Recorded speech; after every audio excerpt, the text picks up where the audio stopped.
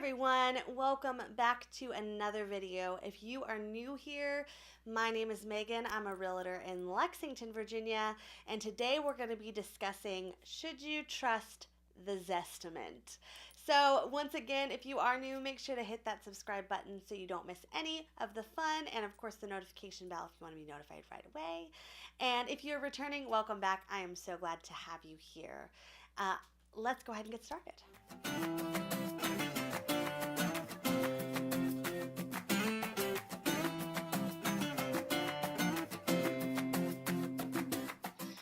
Before we get started though, I did want to mention if you are looking for a local professional and if you're wanting to list, buy, or sell, or whatever it might be, and you do not have one, I would love to help locate one for you. You can send me a message, email me, leave me a comment, and I will help you find someone to get your goals accomplished. Let's get started. All right, so today we're going to talk about, should you trust the Zestimate? And this could be a really short video entitled, No, Not at All. Never, under no circumstances. There's 1,000 different ways you could word that. But the answer is always going to be no. So let's talk about a few reasons why you should not trust the Zestimate. The way that Zillow works and creates this information is they use your sales records and the data that your local market provides and the local agents provide, and they come up with a formula just based on these numbers, and they just kind of throw it out there. It's very skewed, especially in rural markets, of what that data really looks like. So, for example, let's say you sold a farm with 400 acres and the house was 1,800 square feet. And because of that, when you sold it for $500,000 or $1 million or whatever the number might be, it gave you a percentage per square foot of extremely high.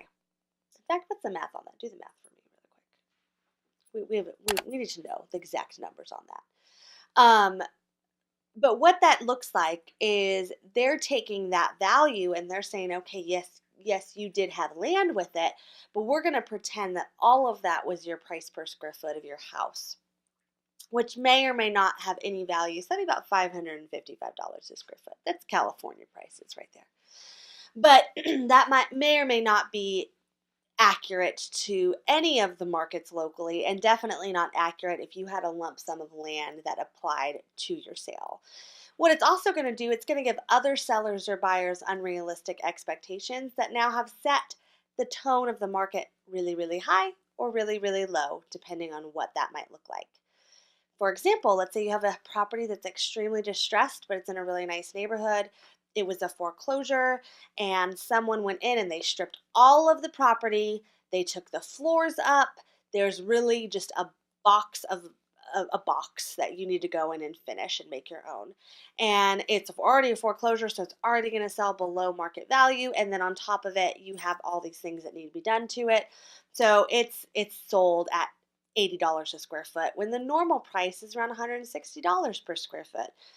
And what that's going to do is when that property sells, Zillow doesn't know that the condition was poor. They don't give it a condition price. They just give it a price.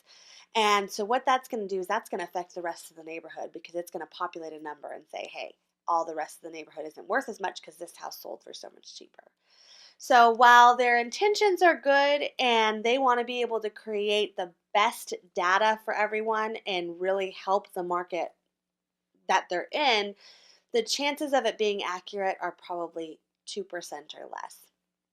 And on top of it, even the information that's on there before you list it is probably not accurate, giving that market. Another reason why Zestimates are not a good, accurate depiction of value is they do not take into consideration upgrades or downgrades. So do they know if you have hardwood floors in your house, or do they know if you put crown molding up in your bedroom, in your living room, in your kitchen? Do they really take into consideration the fact that you put in a really nice insulated crawl space, or do they care that you have 2x4 framing versus 2x6 or vice versa? No, they really don't. They will not know those details. So your local professional, they're going to go in, they're going to take all this information, then they're going to go back to the market. They're going to find homes that are comparable, that are actually comparable and not a house that looks similar, but it's across the street from a nuclear wasteland. And they're going to tell you what the value actually is. And I have seen it range from anywhere from $1,000 to $50,000 to hundreds of thousands of dollars, depending on where your market is. So the accurate way is that if ever you're trying to get an idea of what your home is worth, never look at that Zestimate and think it's worth more than what it is. And never question the local professional in comparison to what that Zestimate is too. Because if you really want to sell your home, you will listen to them and not this number that's come up from somebody who does not know what it is. So, but what it is good for, it is good to give you maybe a gauge on ideas of values in certain markets, because if it's listed accurately for sale, it's probably going to show a little bit of what the market's like. And it also will help you to understand if a market is very suppressed, what the overall sales are going to look like, because that's kind of where they get their data from, is looking at overall sales. So once again, don't take it too seriously, lighthearted at best, but make sure that you are letting others know as well if they're looking at that, and potentially your home, if it's going to be for sale on the market, that the Zestimate is in no way, shape, or form an accurate way to value your property. Well, I hope you enjoyed this video. I hope you find this information useful. Again, I would love to hear from you. I would love to hear if your Zestimate, the comparison of what it was in comparison to what your home was worth, and how that affected your sale, if it did at all. I would love to hear that information. But I cannot wait to see you on the next video. Again, if you haven't subscribed already, make sure to do so, and I will see you next time. Have a great rest of your day.